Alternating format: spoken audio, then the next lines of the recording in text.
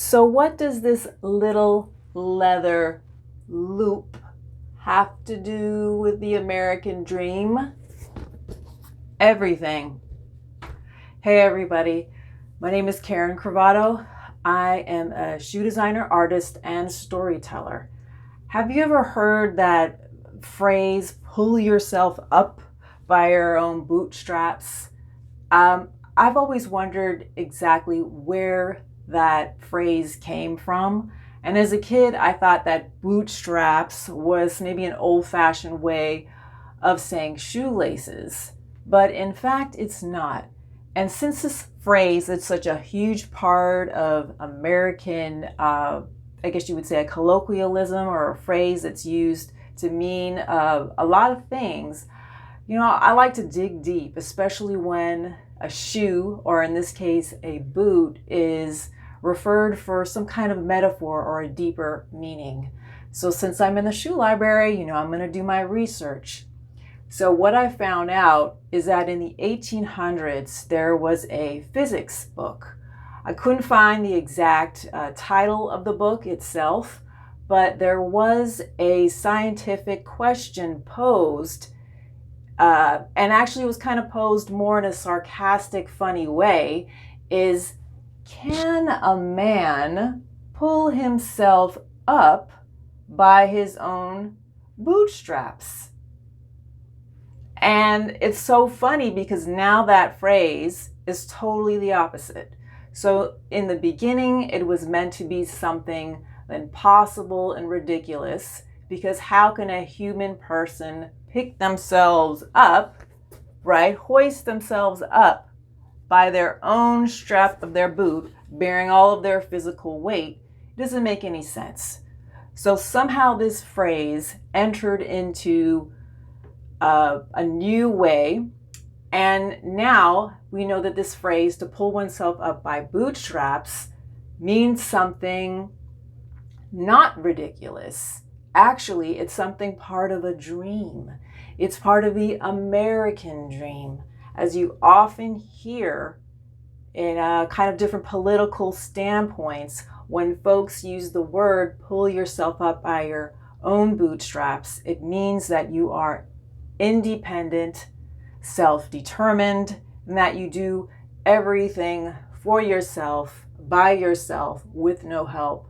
And we know nobody gets anything done in this world alone. So this is just a little bit of an exaggeration here, and yet it adds to American folklore.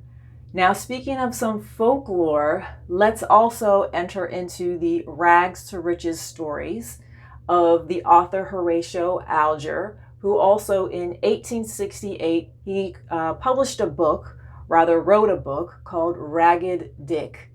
I know that title wouldn't go over today, but I'm sure the word ragged refers to rags, as in this is a poor individual wearing rags for clothing, and Dick was short for Richard.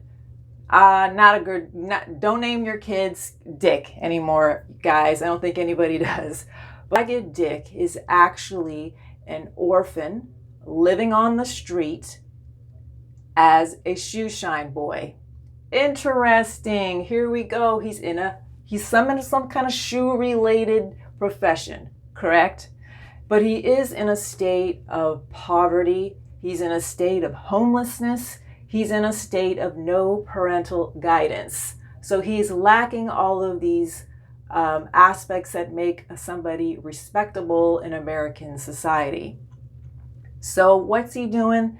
Ragged Dick is hanging out with all the other street kids, probably getting up to all kinds of mischief and who knows what on the streets. And through his various adventures in the storyline, and also through the assistance of sometimes very, I guess you would even say like a wealthy patron or an individual who comes into his life to give him some kind of assistance, he does rise through the ranks to middle class and respectability. So in this point, rags to riches, riches doesn't mean a millionaire for Ragged Dick. It just means that now he is a respectable member of society.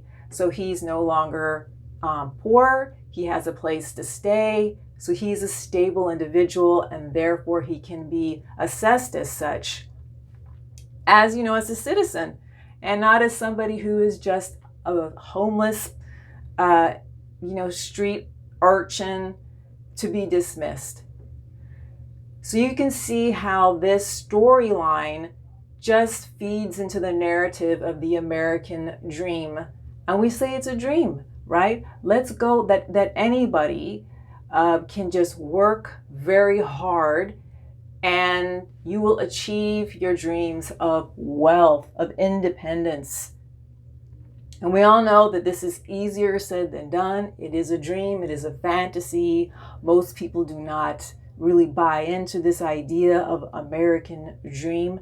And yet this phrase is used so often, especially for political purposes and political platforms, typically on the conservative side that is anti-government, that doesn't want any assistance. So often you will hear the phrase, pull yourself up by your own bootstraps, by people who are from various political beliefs that they just don't want anything to do with the welfare system, they don't want any government assistance, etc. So here we go again, you guys, on Shoe Mind, where shoes are symbols that are so powerful that they can be used as metaphors for something that is so much bigger than what they really are.